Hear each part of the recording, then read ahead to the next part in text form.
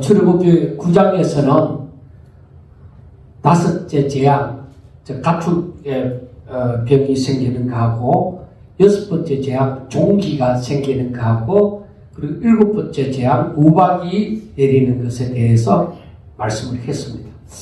자, 그러면은 우리가 한번 정리를 해볼 수 있는 것이, 자, 첫 번째 재앙은 피의 재앙, 나일강이 피로, 이제 모든 하수의 근을 피로 변하는 것. 그 다음에 나일강에 있던 깨구리들이 전부 다 올라오는 것. 그 다음 세 번째는,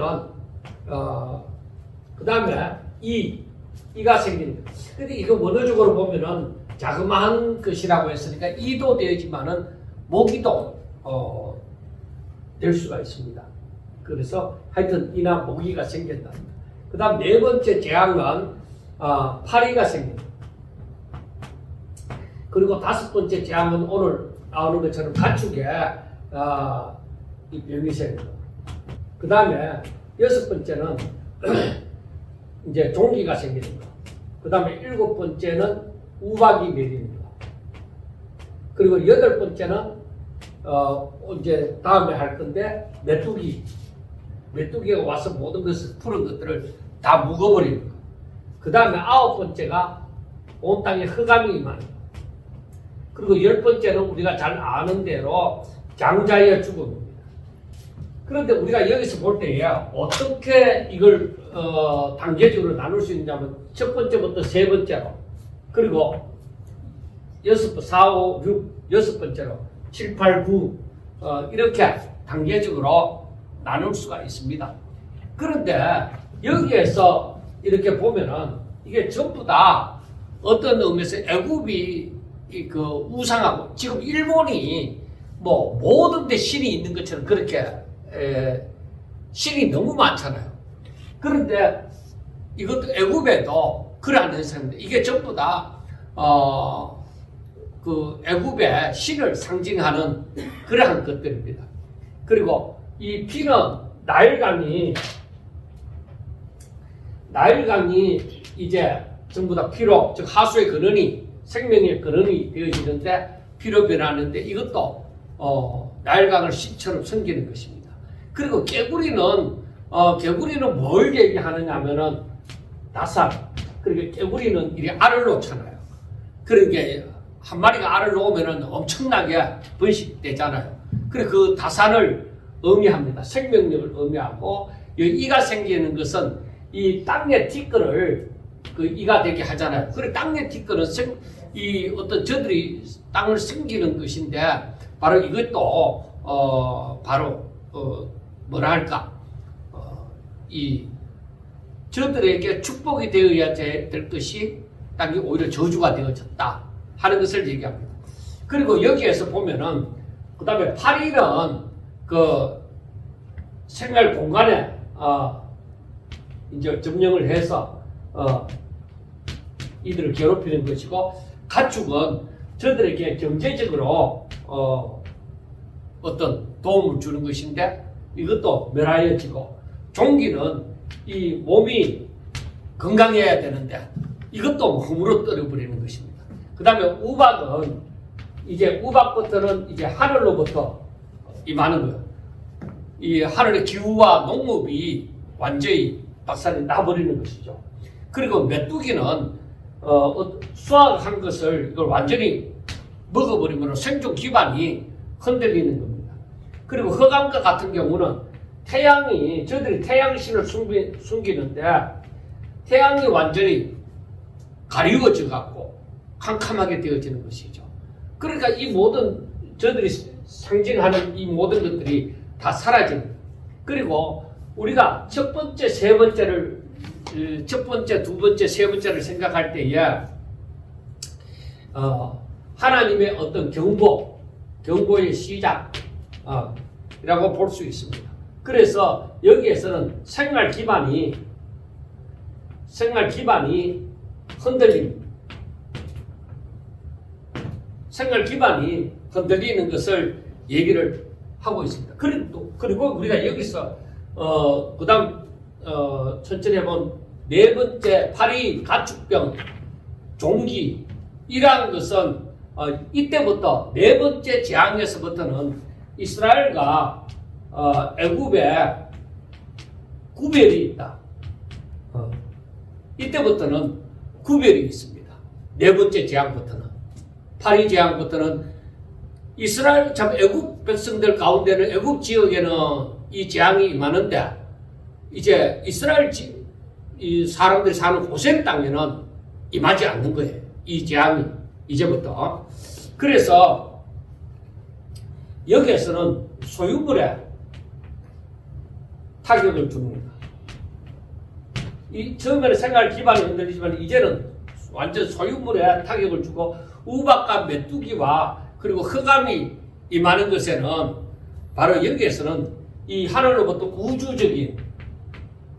하늘로부터 임하는 우주적인 심판이라고 볼 수가 있습니다.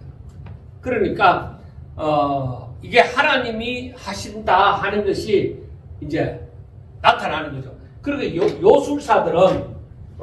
요술사들은 이 여기에서부터 이제 이것은 따라오지 못하고 요술사들이 하지 못하고 여기서부터 항복을 해버리는 것입니다.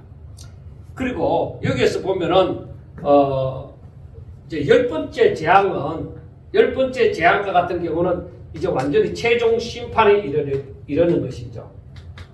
자, 우리가 어쨌든 구체적으로는 여기에 대한 것은 잘 모르더라도 단계적으로 점점 심화되어져 가구나. 재앙이. 그러니까 조금 타격을 입었다가 그 다음에 조금 더 큰 타격을 입었다가 이 마지막 흑암의 재앙까지 임하였을 때는 저들이 완전 이제는 애굽 백성들도 이제는 이 재앙에 대한 두려움을 가지기 시작합니다. 일곱 번째 우박 재앙이 임할 때 이때부터는 애굽 사람들도 이제는 재앙에 대한 두려움을 가지고 하나님의 명하심에 대해서 귀담아 듣고 순종하게 되어지는 그러한 일이 일어나는 것을 우리가 보게 되어집니다. 그리고 우리가 여기에서 보면은 이 피의 재앙이나 이제 피의 재앙이나 세 번째 파리의 재앙이나 우박의 재앙에 있어서 여기에서 보면은 어떤 것이 있느냐면은 아침에 그 모세와 아론에게 아침에 내가 바로 앞에 서라.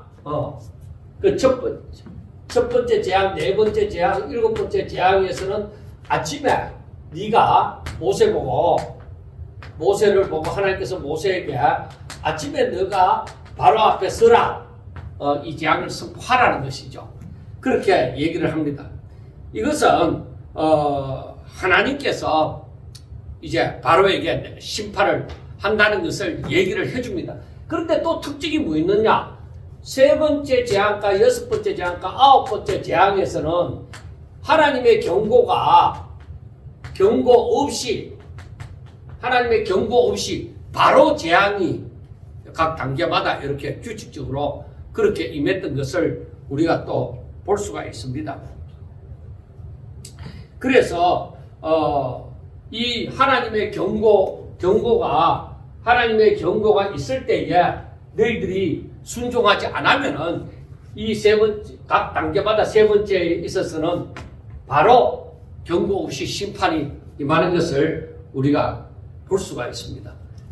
그래서 우리가 전부 다는 하여튼 어떻게 되어지는지 잘 모른다 하더라도 이 재앙이 점점 더 사람들이 하나님의 말씀, 그러니까 하나님을 알 수밖에 없는, 이게 하나님이 하신 일이라는 것을 알 수밖에 없도록 이 재앙의 사람들한테 느껴지는 것이 크게 느껴지도록 하나님께서 재앙을 내리셨다는 것을 알 수가 있습니다. 그리고 우리가 이 재앙을 내리시는 하나님의 목적이 무엇인가? 하나님께서 왜 애굽에 이 재앙을 내리시느냐? 그렇게 생각했을 때에 가장 먼저 생각해 볼 수 있는 것이 재앙을 내리시는 그 목적이 무엇이냐? 왜 그럴까요? 하나님께서 자기 백성들이 하나님 앞에 그 애굽 사람들의 그 고역으로부터 견딜 수 없어서 부르짖는 것을 하나님이 들으셨는데, 그런데 그때에 하나님께서 바로 명하신 그 때가 되어졌다는 거죠. 그게 맞아떨어지는 것이죠. 그런데 하나님께서 하나님의 때가 되어졌기 때문에 이 사람들이 앞으로 어디로 가야 돼요? 이제 하나님이 주시는 기업의 땅으로 가야 되잖아요. 그러면 이제 애굽 땅에 있을 때는 사실 이스라엘 백성들이 신앙생활을 잘했느냐? 아니, 잘하지 못했어요. 오히려 저들에게서 점점 신앙이 떨어져 나가는 거야. 그러니까 그 오랫동안 400년 이상 되도록 거기에서 신앙생활을 제대로 하지 못하고 종살이하고 사는 게 바빠갖고 막 그러고 있을 때에 하나님께서 이제 때가 되었으므로 저들을 이제 그 신앙을 이렇게 세우는 거예요.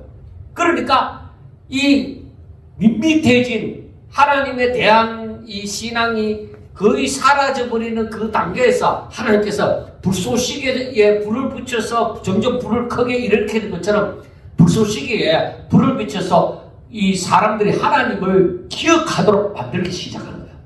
하나님을 생각하도록 만들기 시작하는 거예요. 그래서 사람들이 하나님에 대해서 생각하고 하나님을 의지할 수밖에 없고 기도할 수밖에 없고 하나님을 인정할 수밖에 없는 그런 단계로 하나님께서 서서히 이끄시는 거예요. 그래서 이들을 출애굽시켜서 광야에서 저들이 하나님을 섬기게 되어지죠. 그래서 광야에서 율법이 주어지고 성막이 주어지고 점점 더 사람들이 믿음으로 살아갈 수밖에 없도록 만드는 역사가 일어나는데 1세대들은 뭐예요? 전부 다 망했다. 요수아와 갈렙을 제외하고 전부 다 망했다. 그래서 모세와 아론조차도 뭐예요? 그 가나안 땅에 들어가지 못하고 요수아와 갈렙 그 2세대인 요수아와 갈렙만이 뭐예요? 1세대 중에는 요수아와 갈렙만이 그 가나안 땅에 들어가게 되어지죠. 자, 하나님께서 원하시는 것은 무엇이냐? 이 재앙을 내리시는 목적은 자, 저들을 출애굽하는 것도 목적이 있습니다. 저들을 해방시키는 것, 애굽에서 해방시키는 것. 그러면은 이 출애굽하는 것, 애굽에서 해방시키는 것이 목적이냐? 그게 아니죠.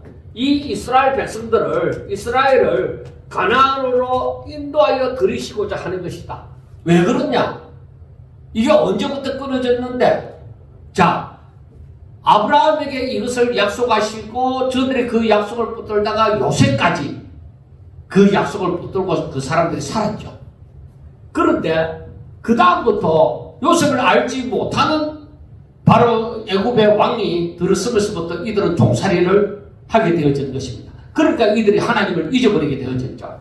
그래서 이스라엘로 하여금 결국에는 뭐예요? 이들은 어떤 백성이에요? 하나님의 택함을 받은 그의 조상 아브라함과 이삭과 야곱을 세우신 것처럼 하나님께로부터 택함을 받은 사람들이다. 그러니까 세상의 다른 나라는 몰라도 이 아브라함의 후손들은 하나님을 섬기면서 살아야 될 하나님의 택한 존재들이다. 그래서 택함을 받았다는 것은 그 굴레에서 벗어날 수가 없는 거예요. 왜? 그 하나님의 택함을 받은 사람들이 그 굴레에 사는 것이 사람으로서 제구실을 하고 가장 행복하게 살아갈 수 있는 것이기 때문에 그래서 하나님께서는 이 이스라엘 백성들, 이 아브라함의 후손들을 택해서 어떻게 하느냐? 하나님을 섬기도록 하는 거예요. 낮에도 말씀을 드렸지만은 그래서 이 사람들이 바로 처음에 하나님께서 사람을 만드시고 원하셨던 그 상태로 되어지는 것이 바로 최고의 하나님이 보시기에 창세기 1장 31절에 있는 말씀처럼 그 만든 것을 모든 것을 보시니 심히 좋았더라 하는 상태로 이 이스라엘이 이렇게 되는 거예요. 이스라엘이 하나님을 섬기면은 바로 그와 같이 되는 거예요. 그런데 그러고 보면은 우리가 이스라엘의 그 모든 역사를 생각해 볼 때에 이스라엘 백성들이 진심으로 하나님을 섬겼던 그런 삶을 살았던 적이 얼마나 될까? 여러분, 사람의 아담과, 즉 사람이라는 것은 아담과 하와의 후손들이 저들이 그 죄로 말미암아 그들의 마음이 전적으로 부패가 되어졌다. 다 썩었다. 하나님을 알지도 못하고 하나님을 찾지도 않는 전적 부패함이 이르렀다. 하나님을 섬기는 뭐 조금이라도 남아있느냐? 그런 게 없어요. 완전히 부패되어져서 이 나중에 말씀을 드리겠지만 이들에게는 악만이 남아요. 선, 하나님이 말씀하시는 선이라는 것은 아예 없는 거예요. 전적으로 부패되어졌다는 것은. 그래서 이러한 사람들이 하나님을 섬기게끔 되어지는 것은 필요한 것이 뭐예요? 저들에게 다시금 하나님의 말씀이 주어지고 그 다음에 하나님의 은혜로 인하여서 하나님의 말씀을 순종케 되어지는 것. 바로 이 하나님의 말씀이 주어지고 그리고 이들이 하나님의 은혜 가운데 이 순종이 되어지는 것. 그러니까 하나님의 은혜가 개입이 되어지지 않으면 사람들은 선을 행한다고 하는 것. 그러니까 하나님을 섬긴다고 하는 것은 있을 수가 없는 거예요. 그래서 세상에서 하나님을 알지 못하는 사람들이 선을 행한다. 있을 수가 없는 거예요.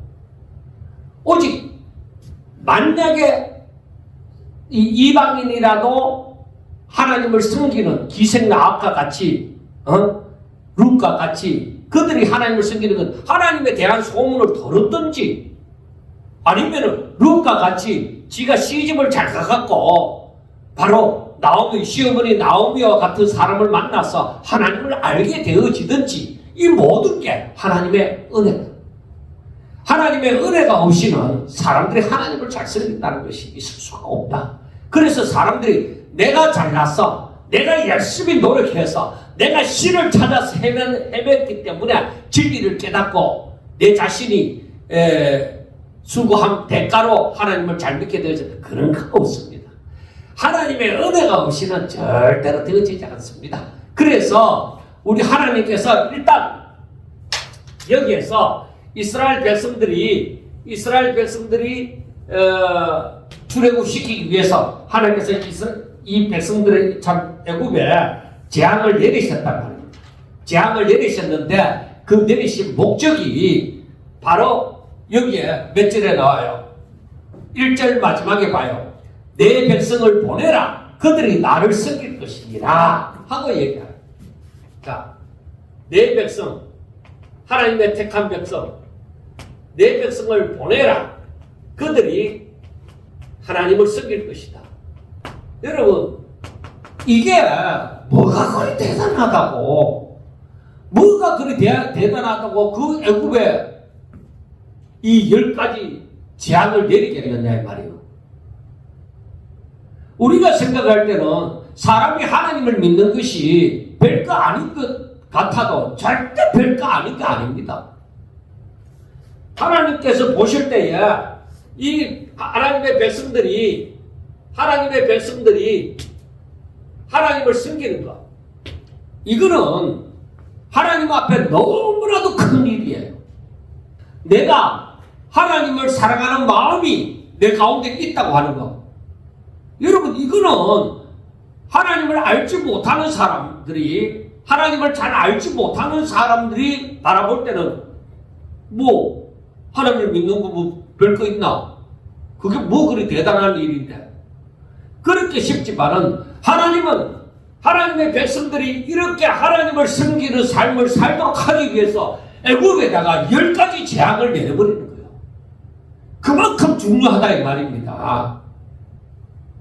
그래서 우리 마음에 내가 하나님 앞에, 내가 여러분들이 단순하게 오늘 주일 지키겠다 이렇게 하고 나오기도 하고 또 습관적으로 나오기도 하고 그래 하지만은 그런데 내 마음에 하나님을 향한 마음이 있어서 아주 당연히 하나님 앞에 나와서 내 마음을 드리고 예배를 찬송을 하고 기도를 하고 예물을 드리고 말씀을 듣고 깨닫고 이것이 하나님 보실 때 아무것도 아닌 게 아닙니다. 너무나도 큰 거예요. 그런데 내가 내 마음이 하나님께로 더욱더 가까이 나아가는 것. 내가 내 자신을 들여 하나님 뜻대로 살아야지. 진짜 하나님의 자녀로 하나님의 종으로 하나님 보시기에 아름다운 존재로 내가 살아야지. 이런 마음이 드는 것은 뭐예요? 이거는 천지가 계획할 만큼 중요한 일이에요. 왜? 사람은 전적으로 부패된 존재인데 어느 날 하나님의 은혜가 내게 임하여 내가 하나님을 알게 되어지고 내 마음이 하나님께로 향해서 하나님을 섬기는 존재가 되어진다. 이거는 이 애굽의 이 10가지 재앙을 내릴 정도로 이게 얼마나 놀라운 일이에요. 그만큼 큰 일이다 이 말이에요.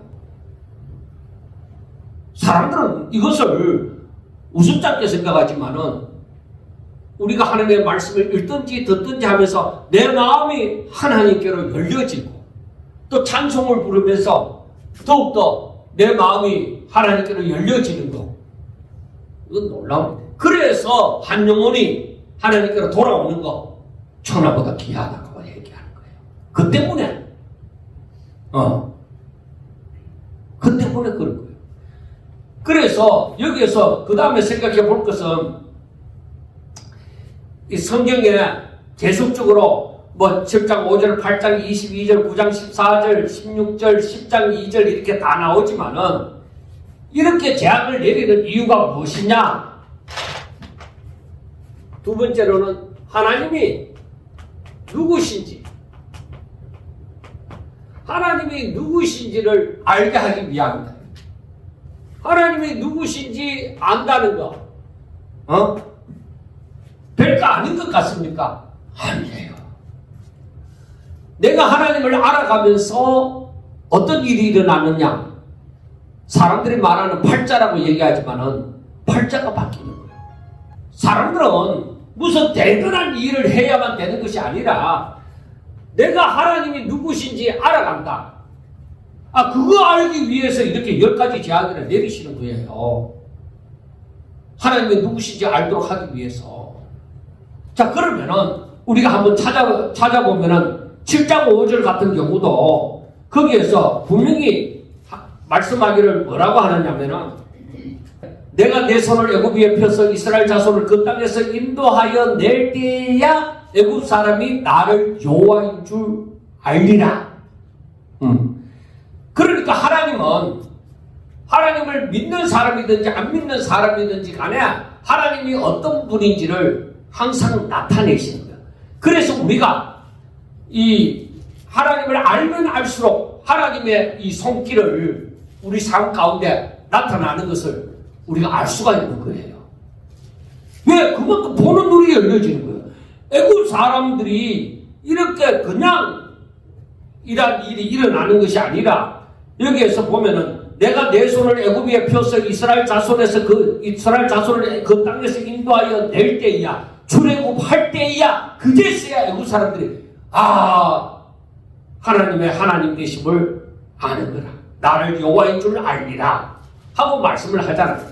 그리고 지난번에 보았던 그 8장 22절에 보면은 그날에 나는 내 백성이 거주하는 고센 땅을 구별하여 그곳에는 파리가 없게 하리니 이로 말미암아 이 땅에서 내가 여호와인 줄을 내가 알게 될 것이다. 이스라엘의 하나님이라는 것을 그 구별하심으로 말미암아 사람들로 하여금 알게 될 것이다. 그러니까 이와 같은 일들을 하나님께서 하시는 일들을 보면서 하나님이 하셨다. 진짜 하나님이 살아계시는구나. 이렇게 깨닫는 것 이 자체가 하나님의 역사예요. 그래서 우리가 이 땅에 살면서 성경을 읽으면서 세상에 살아가면서 일어나는 일들을 내가 체험하면서 야 하나님이 살아계신다. 야 이 모든 거 하나님이 하셨다. 이렇게 깨닫는 것 이 자체가 별거 아닌 것이 아니라 아니 다른 사람들은 그것을 봐도 모른다니까. 들어도 모르고. 그런데 하나님의 은혜를 입은 사람들은 이걸 알게 되어지는 거야. 그러니까 이게 굉장히 놀라운 일이라는 것입니다. 그래서 재앙의 목적이 단순한 징벌이 아닙니다. 단순한 징벌이 아니라 하나님의 주권과 하나님의 이름과 하나님의 영광을 나타내는 하나님이 누구신지를 드러내는 계시적인 하나님을 알리는 사건이다 이 말이에요. 그래서 오늘날 우리들에게 징계가 임한다 하더라도 그 징계가 단순히 우리들에게 벌을 주고자 하는 징계가 아니라 하나님을 나타내시는 거란 말입니다. 그래서 그것으로 말미암아 우리가 하나님 앞에 그 징계를 받음으로 우리 자신이 하나님 앞에 엎드릴 줄 알아요. 하나님의 뜻을 복종할 줄을 알아야 되는 겁니다. 그 다음에 세 번째 보면은 바로의 교만을 꺾으시려는 목적입니다. 바로는 하나님의 말씀을 안 듣잖아요. 하나님이 지금 바로를 들어서서 사용을 하시는 거예요. 그러니까 바로가 이 이스라엘 사람들을 괴롭힘으로 말미암아 이스라엘 사람들이 못 살겠다 하고 이렇게 하지만은 바로가 하나님의 하나님 되심을 알도록 만드는 거예요. 그래서 우리가 이제 다음에 볼 10장 3절에 보면은 모세와 아론이 바로에게 들어가서 그에게 이르되 히브리 사람의 하나님 여호와께서 말씀하기를 내가 어느 때까지 내 앞에 겸비하지 않겠느냐. 언제까지 말 안 들을래 이 말이야. 진작 들었어야 돼. 이게 8번째 재앙이거든. 8번째 재앙이 임할 때거든. 그러니까 모세가 내가 힘이 있는 바로가 내가 힘이 있는데 쉽게 내 소유라고 생각하는 이 이스라엘 백성들을 놓아주기 싫다 이 말입니다. 못 놓아주겠다. 그래서 아무리 재산상의 손해를 보고 뭐 자기 사는 지역이 더럽혀지고 뭐 그렇게 하더라도 복종을 안 하는 거예요. 끝까지 버텨보는 거예요. 여러분 권력을 잡은 사람이 쉽게 권력을 놓습니까? 그런 사람을 갖다가 우리는 어리석다고 얘기하죠. 바보같이. 그렇게 얘기하죠. 그런데 하나님께서는 뭐예요? 지시됩니다. 네 언제까지 내 앞에 겸비하지 않겠느냐? 굴복하지 않겠느냐? 이 말입니다. 그리고 여기에서 12장을 한번 보세요. 이제 뒤에 넘어가가 12장 12절을 봅시다. 내가 그 밤에 애굽 땅에 두루 다니며 사람이나 짐승을 막론하고 애굽 땅에 있는 모든 정당한 것을 다 치고 애굽의 모든 신을 내가 심판하리라 하고 얘기를 합니다. 그러니까 재앙의 목적은 뭐예요? 저들이 의지하는 애굽 신을 심판하고자 합니다. 그러니까 이 이유가 뭐냐 이거? 왜 애굽 신을 심판하느냐? 저들이 붙들고 있는 것을 놔야 사는 거예요. 붙들고 있는 것을 의지하고 있으니까 네가 의지하는 거 내가 쳐버린다.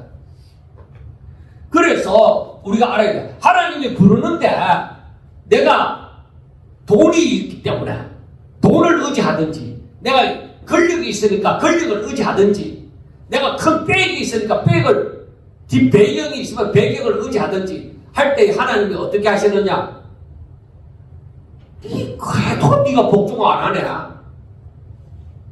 그래서 하나님께서는 징계를 하시는데 이 징계를 통해서 저들이 의지하는 것이 무너지도록 만든 거예요. 심판해버려요. 의지하지 못하도록 하나님께로 나오도록. 그래서 우리는 알아야 되는 거예요. 하나님을 믿는 사람은 하나님 외에 다른 것 의지하면 안 된다. 그거는 전부 다 뭐야? 돈이든 권력이든 뭐 배경이든 건강이든 뭐 내게 달려오는 모든 것들은 하나의 내게 부수물과 같은 것이지 그거 붙들고 살아가는 거 아니라는 것을 분명하게 알아야 돼. 내게 돈이 많다고 해도 돈 의지하고 살아가는 거 아니에요. 권력이 있다고 해서 권력 의지하면서 살아가는 거 아니에요. 오로지 뭐예요? 하나님을 의지해야 된다 하는 거예요. 그렇지 않을 때 하나님이 심판하는 그걸 심판해요. 그래서 우리나라의 기독교가 한창 이 분석에 갈 때에 사람들이 많이 예수 믿는다고 하는 사람들에게서 많이 느낀 게 뭐예요? 저들을 물질을 갖다 쳐버리잖아요. 왜? 그때만 해도 우리나라 사람들이 어찌든지 돈을 벌어가 자식들 잘 되고 자기들도 어찌든지 바꿈지 않고 잘 살도록 하기 위해서 돈을 많이 의지합니다. 그러니까 돈에 갖다가 친적이 굉장히 많은 경우를 보게 되어지는 거예요. 그 다음에 우리가 10장 2절에 아까 읽었던 그 말씀에서 알 수 있듯이 뭐냐면은 이스라엘이 하나님을 알도록 배우도록 하기 위함이다. 그래서 10장 2절을 보면은 너가 내게 애굽에 행한 일들 곧 내가 그들 가운데 행한 표징을 내 아들과 내 자손의 귀에 전하기 위함이다 하고 말씀을 합니다. 그러니까 이것은 하나님의 백성들이 하나님을 배우게 하려는 그 목적이다 이 말입니다. 그렇게 1절에서는 여호와께서 모세에게 이르시되 바로에게 들어가라. 내가 그의 마음과 그 신하들의 마음을 완강하게 하면 나의 표징을 그들에게 보이기 위함이기도 하지만은 2절에서는 내가 애굽에서 행한 일들 곧 내가 그들 가운데 행한 표징을 내 아들과 내 자손의 귀에도 전하게 하기 위함이다. 그러니까 다섯 번째는 하나님을 그 자손들이 이스라엘 자손들이 알게 하기 위해서. 그러니까 이 바로에게도 나타내게 하기 위함도 있지만은 이스라엘 백성들이 하나님이 누구신지 알도록 하기 위해서. 그러니까 애국 사람들만 하나님이 살아계시는 분이시구나 하나님을 알도록 하는 것이 아니라 이스라엘 백성들도 하나님을 알도록 하기 위함이라는 것입니다. 그 다음에 이 모든 것은 이러한 재앙이 있는 것은 하나님의 구속의 질서를 위함 전부 다 따라서 순종하도록 하기 위함이라는 것을 우리는 알 수가 있습니다. 그래서 우리가 성경을 보면은 첫 번째 재앙이 무엇이고 몇 번째 재앙이 무엇이고 막 이런 거 순서 외우는 거 이게 중요한 게 아니에요. 그렇게 알고서 하나님께서 첫 번째, 두 번째, 네 번째, 다섯 번째, 일곱 번째, 여덟 번째는 하나님의 경고가 있었는데 세 번째, 여섯 번째, 아홉 번째는 경고 없이 바로 임했구나. 뭐 그런 것도 아는 것도 중요한 것이지만은 중요한 것은 하나님께서 왜 그 재앙을 내리셨는가? 그걸 봐야 되는 거예요. 그리고 우리가 알아야 되는 것은 출애굽 재앙은 단순하게 애굽 사람들을 괴롭히고자 하는 그런 재앙이 아니잖아요. 하나님 없이 세워진 그 문명과 신앙 체계 전체가 저들이 무너지는 사건, 재앙이 아니라 저들 애굽에 그 하나님 없는 그 문명이 하나님 앞에 완전히 무너지는 것입니다. 그래서 결국에는 뭐예요? 하나님의 백성들이 우리 조상들이 믿는 하나님이 진짜 대단한 하나님이구나. 그래서 자기들에게 기득권이 있잖아요. 자기 조상들이 하나님을 믿고 하나님의 약속이 자기들에게 주어졌단 말이에요. 그래서 하나님을 알지 못하는 백성하고 하나님을 아는 백성하고 다른 거예요. 자, 우리가 종말이 임했을 때에 하나님의 약속을 받은 자들과 받지 않는 자들이 종말을 대하는 것이 틀리잖아요. 우리는 뭐예요? 약속을 받은 자이기 때문에 이러한 종말이 임해도 우리에게는 구원을 기다리고 있지만 저들에게는 심판이 있는 거예요. 그래서 약속을 받은 이스라엘 백성들이 약속을 받은 자로서 하나님께로 돌이키는 사건. 야, 우리 하나님은 살아계신다. 그래서 하나님께로 돌아가자. 야, 하나님 믿고 살자. 그런 마음이 출애굽한 이스라엘 백성들에게 생겼거든요. 생겼는데 출애굽해서 광야에서 생활하는 동안에는 어때요?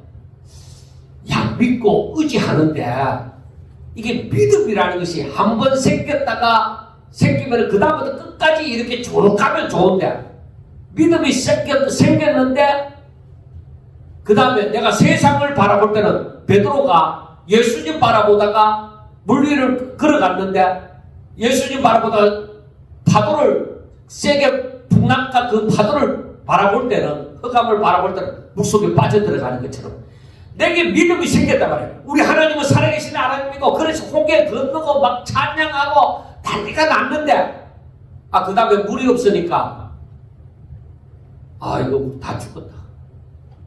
그래서 물 없는 거기에 푹 빠져버리는 거예요. 거기서 신앙이 떨어지는 거예요. 그래서 제 자신이 느끼는 거지만은 나에게 큰 문제 없이 믿음으로 살아갈 수 있는 계기가 막 주어질 때는 막 힘있게 막 살아가더라도 갑자기 무엇이 안 이루어지고 답답한 문제가 해결할 수 없는 문제가 내 힘으로 할 수 없는 문제가 딱 닥칠 때는 어떻게 해야 돼? 하나님 앞에 기도하자. 기도하는데 이미 아마 희망을 잃어버리는 거야. 그때는. 그러니까 그 닥치는 문제에 내가 빠지면은 베드로가 물속에 빠지는 거나 마찬가지예요. 그래서 우리의 믿음을 내게 임한 그 믿음을 가지고 어떤 문제가 부닥치더라도 아니야 내 하나님은 나를 이렇게 시궁창에 밀어넣을 수가 없어. 설사의 시궁창에 들어간다고 할지라도 분명히 하나님의 뜻이 있어. 나를 살리실 거야. 하나님의 뜻이 있어. 하나님의 이유가 있어 하면서 내가 믿음으로 감당해 나가는 것, 이게 필요한데 이스라엘 백성들이 광야에서 얼마나 많이 무너졌습니까? 하나님을 시험하고 문제가 닥칠 때마다 하나님을 원망했잖아요. 우리는 그러면은 하나님의 영광을 보지 못하고 광야에서 1세대처럼 죽는다. 그렇게 하면 안 된다. 그리고 이 이스라엘 백성들을 괴롭히는 바로의 이 세력을 심판하시잖아. 그래서 그들이 아무리 힘이 있다 하더라도 아무리 이스라엘 백성들을 소유로 삼았다 하더라도 이스라엘 백성들은 애국 사람들의 바로의 소유가 아닙니다. 하나님의 소유이지. 잠시 그 가운데 맡겨두실 거예요. 그래서 우리는 세상에 속한 자가 아니라 하나님께 속한 자라는 사실을 확실하게 가지셔야만 됩니다.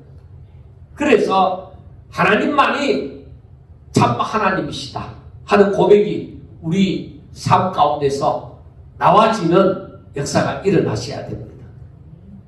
비몽사몽간에 들었다 할지라도 꼭 잘 기억하시고 오직 믿음으로 살아갈 수 있기를 주의 이름으로 축원합니다. 기도드리겠습니다. 하나님 아버지 감사합니다.